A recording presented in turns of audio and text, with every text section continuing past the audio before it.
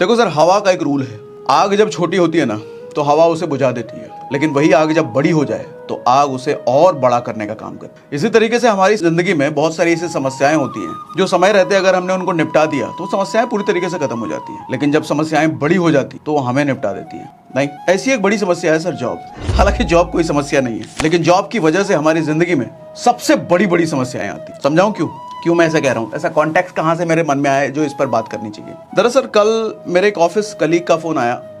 I guess मुझे वो phone आया होगा शायद 10 साल बाद, 10-11 साल बाद फ़ोन आया। और उस ऑफिस कलीग का फ़ोन उठाते ही सबसे पहले ये कहना था कि सागर, अरे यार मुझे तो यकीन नहीं था कि तू मेरा फ़ोन उठा लेगा। मुझे लगा तू तो यार बहुत बड़ा आदमी बन गया है, अब तो मेरा फ़ोन भी नहीं उठाएगा हो सकता है। मुझे तो बहुत बड़ी खुशी हुई कि तूने मेरा फ़ोन उठा लिया। मैंने कहा ऐसी कोई बात नहीं यार, बड़ा दोस्तों के लिए कोई बड़ा हो गया छोटा हो गया ऐसी बातें नहीं होती हैं।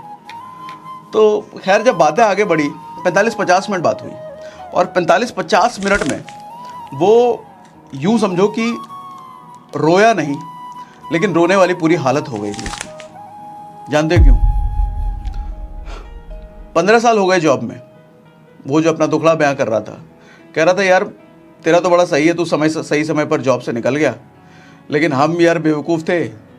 हम उस टाइम पे तेरे को पागल कहते थे, लेकिन अब समझ में आ रहा है पागल तू नहीं, पागल हम थे। तू तो उस टाइम में भी बिजनेस की बात करता था, 40 के बाद 50 के बाद की बात करता था, और हम समझते थे कैसा पागल आदमी है, आज जो ज़िंदगी उसको जीता नहीं है, ढंग से काम करता नहीं है और फ्यूचर की बात करता रहता है। सब लोग तेरे को पागल कहते थे, लेकिन हमें समझ में आता है, हम सबको समझ में आता है कि पागल तू नहीं था, पागल हम थे। मैंने कहा क्यों भाई, ऐसा क्या हो गया, ऐसा क्यों कह रहा है? तो कहता है कि देख हालत आज ये हो गई है सागर, बीवी है, 2 बच्चे हो गए हैं, घर का रेंट जाता है, गाड़ी का रेंट जाता है, और ऐसी हालत में जॉब छोड़ने का बहुत मन करता है यार, दूसरी कंपनी में जाने का मन करता है, लेकिन दूसरी कंपनी में इसलिए नहीं जा सकता कि अब कौन इंटरव्यू को फेस करे, या इंटरव्यू में सिलेक्शन हो भी गया तो कौन नए तरीके से नया काम सीखे। अब काम भी नया चीज़ सीखने का मन नहीं करता यार, 15 साल हो गए एक जॉब में एक जगह काम करते हुए, और डर लगता है कि दूसरी जगह जम पाया कि नहीं जम पाया अपना मामला, कहीं नहीं जमा तो वहाँ से भी निकाल देंगे, फिर जो आ रहा है वो भी चला जाएगा। तो मैंने कहा ठीक है, प्रॉब्लम क्या है, तो जिस कंपनी में है उसी कंपनी में टिका रहे। बोला नहीं यार यहाँ भी नहीं रह सकते। मैंने कहा ऐसा क्यों? तो कहता है सर देख ऐसा हो गया है कि मैं जो काम करता हूँ ना, मेरे से ज़्यादा अच्छा काम वो नए लड़के जो ज्वाइन करके आते हैं 15,000 20,000 की सैलरी पर, वो मेरे से आधे से आधी की सैलरी पर हैं, लेकिन मुझसे ज़्यादा अच्छा काम कर देते हैं, मुझसे ज़्यादा तेज जल्दी काम निपटा देते हैं। क्लाइंट उनको ढूंढता है, जब क्लाइंट से कॉल होती है तो वो उनका नाम लेते हैं, मेरा नाम बाद में लेते हैं क्लाइंट। तो एक डर सा आ गया यार कि कहीं निकाल ना दे मुझे, अगर निकाल देंगे तो क्या होगा यार। दिक्कत ये हो गई कि मैं इस जाल में फंस गया हूँ, इस जाल में रहना भी नहीं चाहता और इस जाल से निकलना भी नहीं चाहता।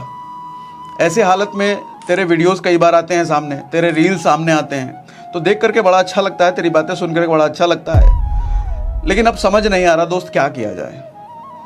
15 साल ज़िंदगी के निकल चुके हैं एक ही कंपनी में, ये सोच करके टिका रहा कि एक कंपनी में रहूँगा तो स्टेबिलिटी आएगी, और स्टेबल रहूँगा तो करियर अच्छा रहेगा, पूरी ज़िंदगी एक ही कंपनी में निकाल सकते हैं।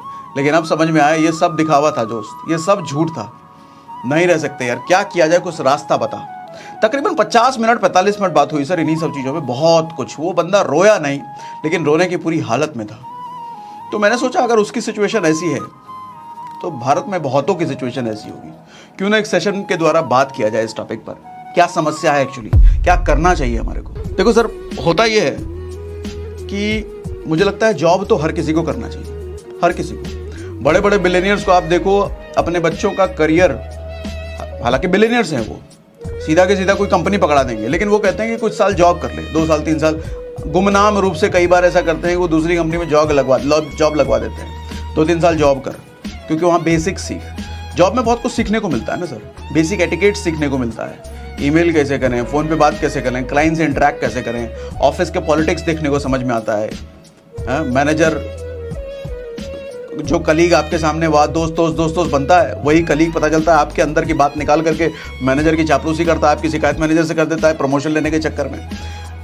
पूरी राजनीति चलती है सर, किसी भी ऑफिस में, किसी भी कॉर्पोरेट ऑर्गेनाइजेशन में आप देखोगे पूरा राजनीति होता है वहाँ पर। इनफैक्ट वो आम आदमी पार्टी और कांग्रेस और बीजेपी क्या राजनीति करेंगे जो एक ऑफिस में राजनीति होता है। हर ऑफिस की हाल है, किसी एक ऑफिस किसी एक कंपनी की, हर ऑफिस की हाल है ये। एक से एक राजनीतिज्ञ होते हैं, और जो राजनीतिज्ञ में माहिर नहीं होता है उसका पत्ता कट जाता है, काम में कितना भी आपको एक्सपर्टीज हो, क्योंकि एक्सपर्टीज से ज़्यादा वहाँ वो लोग टिकते हैं जो कि राजनीतिज्ञ होते हैं, जो दिमाग लगाते हैं। एक कोई रील विल भी वायरल हुआ था ना, काम करना ज़रूरी नहीं है ऑफिस में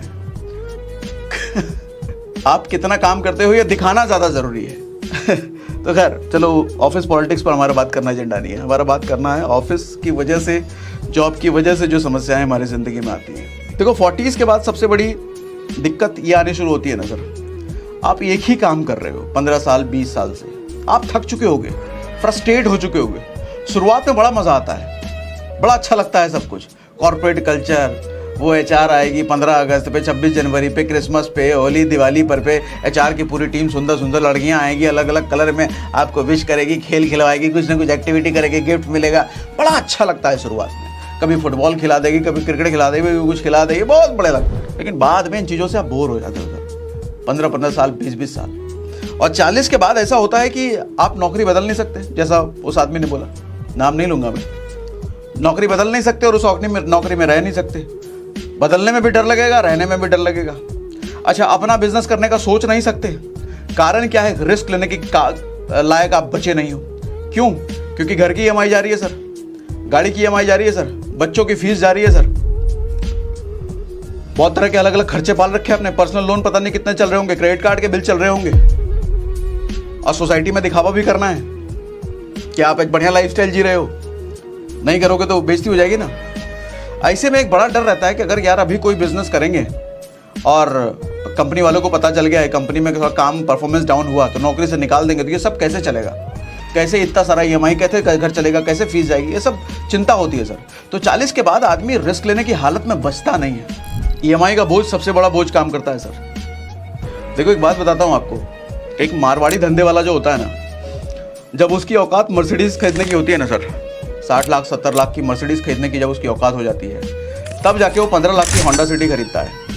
लेकिन हमारा मिडिल क्लास, हमारा नौकरी भेजने वाला आदमी, जब उसकी औकात 1 लाख रुपए के बाइक खरीदने की होती है ना, तब जाके वो 15 लाख की कार खरीद लेता है, लोन पर, EMI पर। सोसाइटी स्टेटस मेंटेन करना है उसको।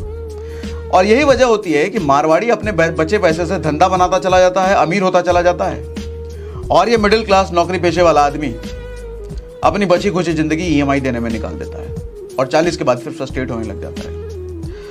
देखो सर, दुनिया में 90% लोग गरीब इसलिए नहीं हैं क्योंकि उनकी कमाई कम है, बल्कि 90% लोग गरीब रहने का मेन कारण ये है कि उनको अपनी कमाई को मैनेज करना नहीं आता, मनी को मैनेज करना नहीं आता। दुनिया में हजारों ऐसे एग्जाम्पल हैं जो अच्छे मनी मैनेजमेंट की तकनीक जानने की वजह से गरीब से अमीर हो गए सर, और दुनिया में हजारों ऐसे भी एग्जाम्पल हैं जो मनी मैनेजमेंट ना आने की वजह से अमीर से गरीब हो गए। कितने ऐसे देखे होंगे, KBC में जीता 5 करोड़, आज के टाइम में कभी नहीं है। वो कच्चा बादाम का वायरल हो गया, लेकिन आज के टाइम में कभी नहीं है। अच्छे गाना आता था, वो बॉलीवुड में चले गए, लेकिन आज के टाइम में कहीं नहीं है। Money management sir,